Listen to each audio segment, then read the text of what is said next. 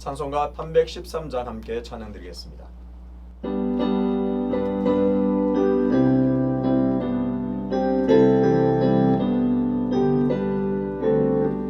내 임금 예수 내 주여 이제이니 주님 앞에 한없는 은혜 받고서 내 생명 모두 드리오니 그 풍성하시는 종을 주 내게 내려주소서. 내 임금 예수 내 주여 내 허물은 덮으시고 주 십자가에 흘리신 그 피를 믿는 마음 보사 내 중한 죄를 사하여 참 평안한 맘 주소서. 내 임금 예수 내 주여 주를 내게 합격하여 한없는 감사 찬송을 내 주님 앞에 드리오며 내 마음과 정성 다하여 늘 기뻐하며 살리라. 내 임금 예수 내 주여 이 마음과 이처럼 그 몸의 피로 값주고 주 친히 사신 것이오니 나 이제 살아 죽으나 주 뜻만 따라 살리라. 함께 기도하겠습니다. 아버지 하나님, 은혜와 사랑을 감사합니다. 오늘 이 새벽에도 주의 은혜와 은총으로 우리를 덮어주시니 감사합니다. 오늘을 살아갈 때에도 하나님을 의지하고 하나님 무서운 줄 알고 하나님을 경외하며 살아가는 복된 걸음 되게 도와 주옵소서. 아버지 하나님, 주일 들은 말씀처럼 우리의 삶이 유력한 자의 삶이 되게 하시고 유명한 자의 삶이 되어 하나님께 큰 영광 올리는 삶이 되기를 원하오니 우리를 사용하여 주시고 우리에게 한없는 복과 은혜로 채워 주옵소서. 아버지 하나님, 장마철입니다.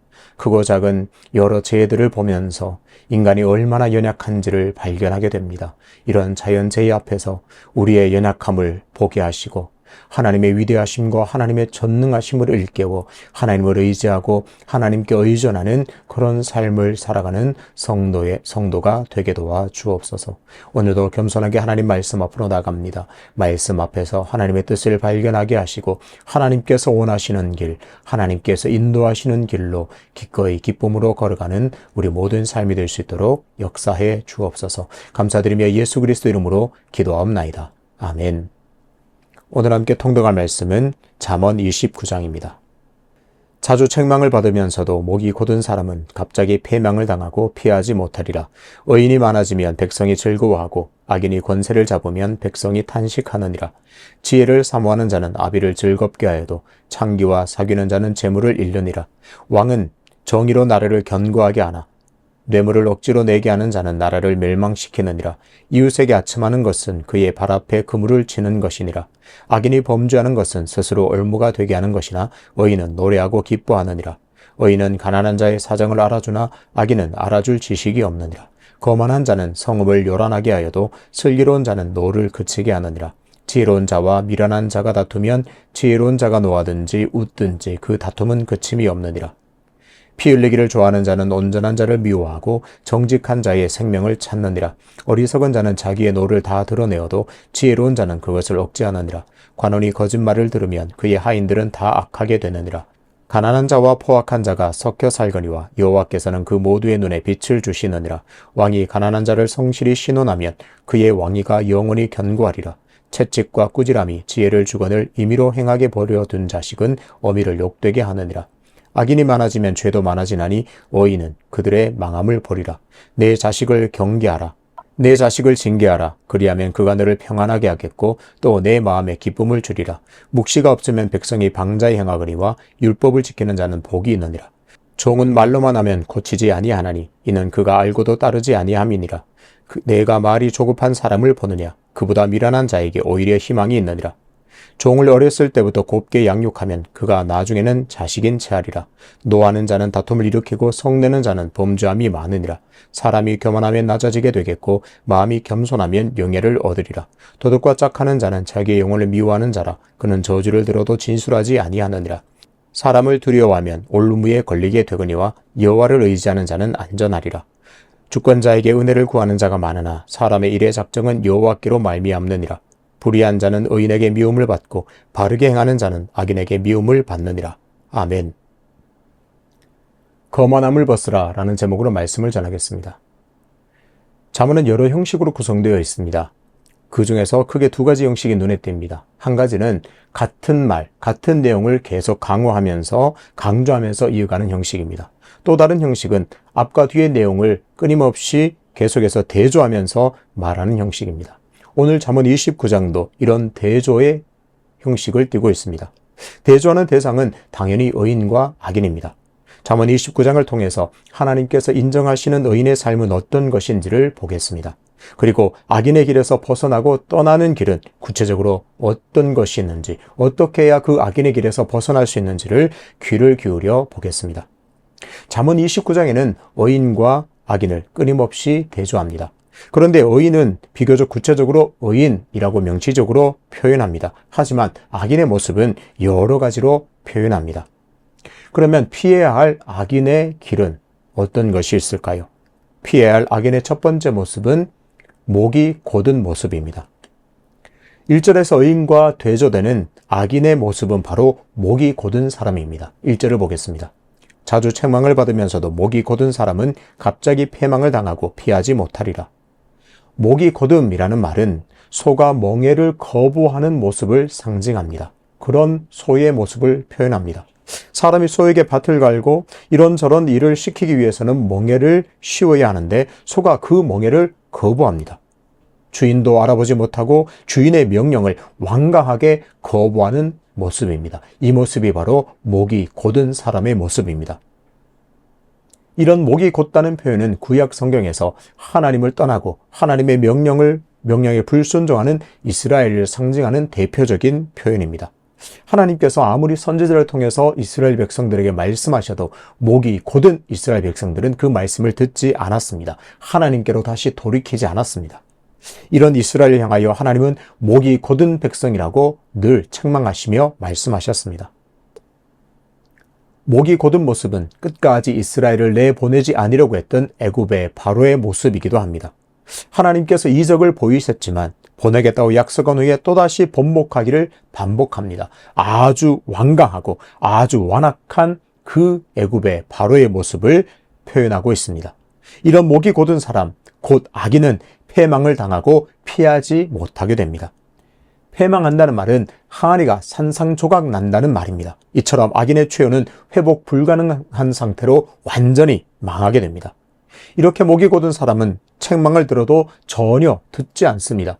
나에게 책망을 해? 듣지 않습니다. 내가 옳다고만 생각하고 다른 사람의 진심 어린 충고나 아주 강도 높은 책망을 듣지 않습니다. 거부합니다. 목이 곧은 사람의 결말은 산산조각 나는 것 뿐입니다. 피해야 할 악인의 두 번째 형태는 거만한 사람의 모습입니다. 8절입니다. 거만한 자는 성읍을 요란하게 하여도 슬기로운 자는 노를 그치게 하느니라. 거만한 자들은 자기 자신을 아주 완벽하다고 생각합니다. 완벽하기 때문에 당연히 더 이상 배울 게 없다고 확신합니다.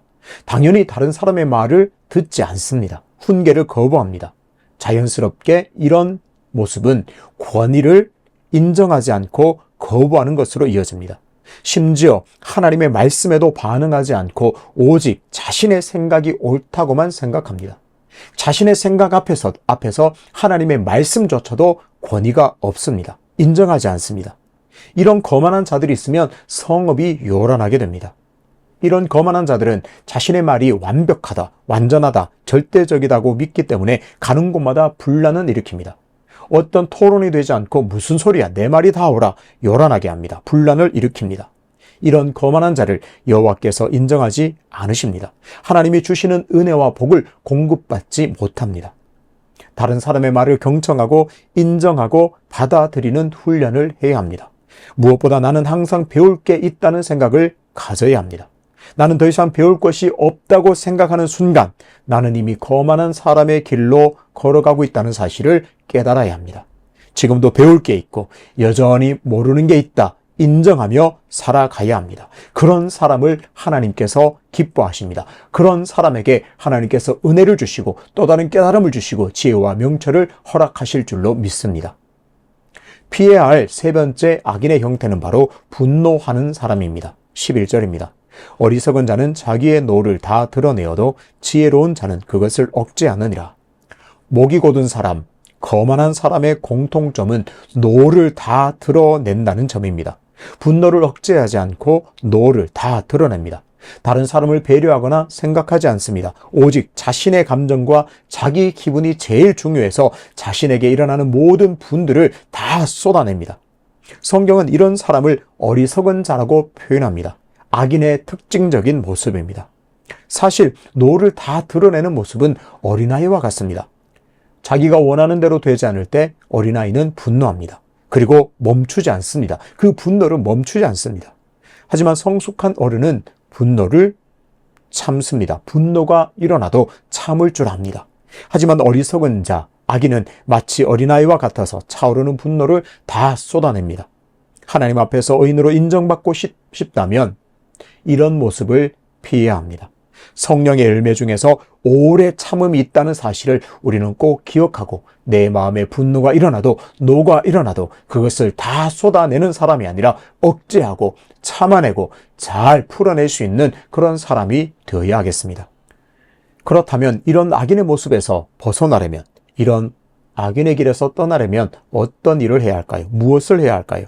또 하나님 앞에서 의인으로 인정받는다면 어떤 은혜를 누리게 될까요?